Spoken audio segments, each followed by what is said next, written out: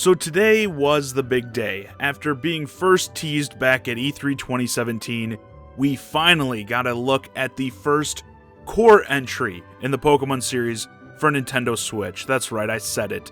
First core entry, Pokémon Sword and Shield. Before I get started, I want to point out that I'm going to be using screenshots to talk about the game, as the Pokémon Company has been outright blocking videos that use footage from the Direct.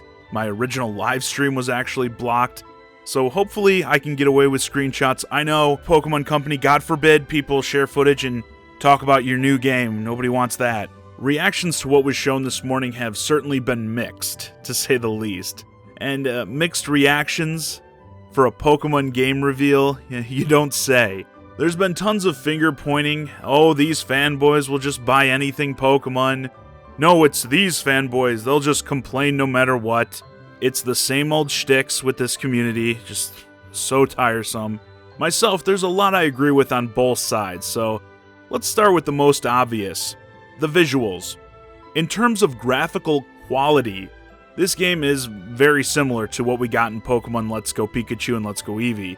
And I would say at this point, it is starting to feel a bit lazy.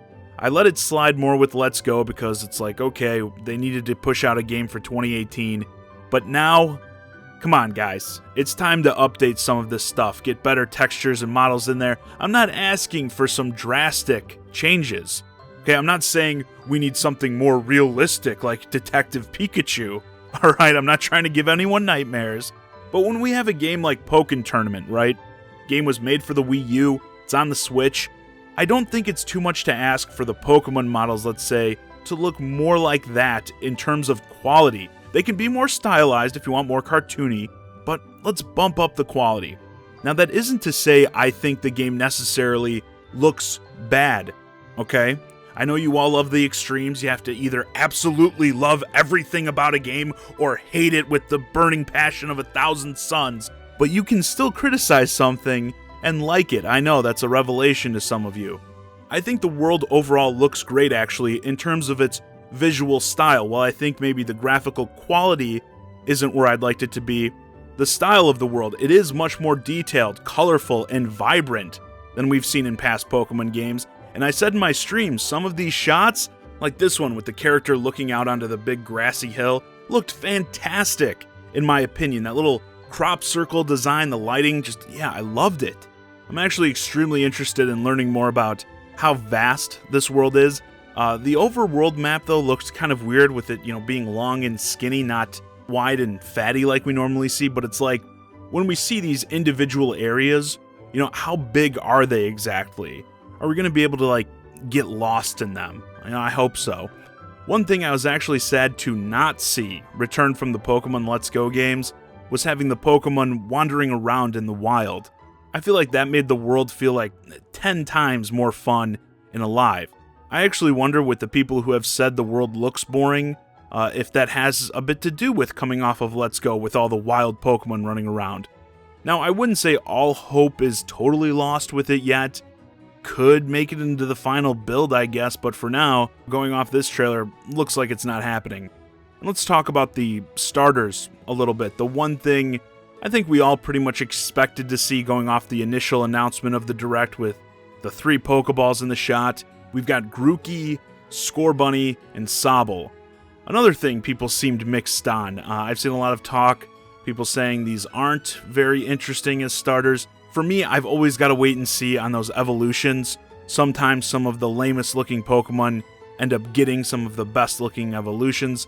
As of right now, I'm probably going with Grookey. I think he looks the coolest. Sobble has that cute nervousness thing going on, so I could see myself possibly going with him.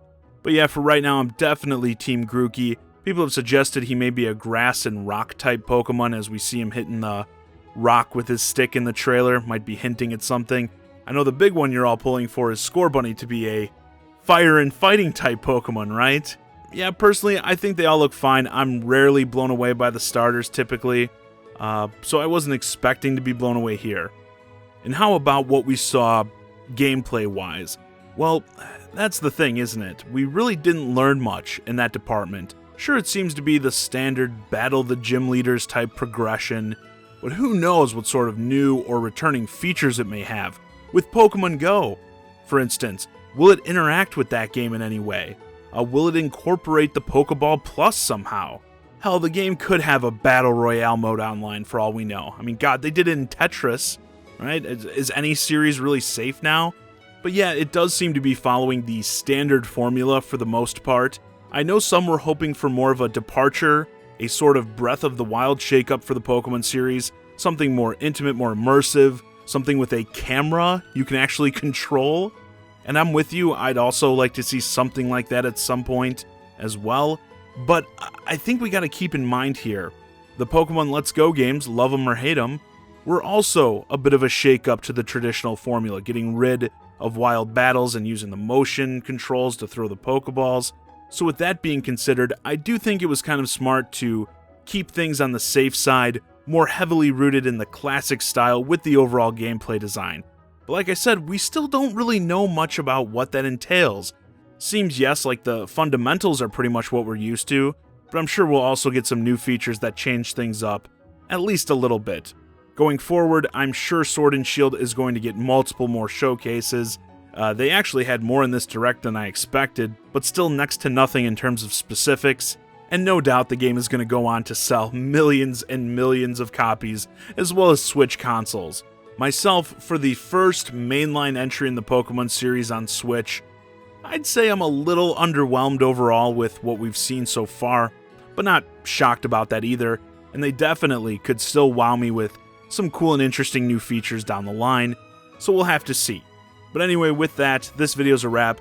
Let me know your thoughts on the Pokemon Sword and Shield reveal in the comments. Did it live up to the hype for you, or were you hoping for something different? Hey guys, I hope you enjoyed this discussion of Pokemon Sword and Shield. If you're new to the channel, please consider subscribing. If you want to keep the conversation going, hit me up on Twitter, @JohnnyZakari, and join my Discord, ChiGuy and Friends, link to both in the description below. And as always, thanks for watching.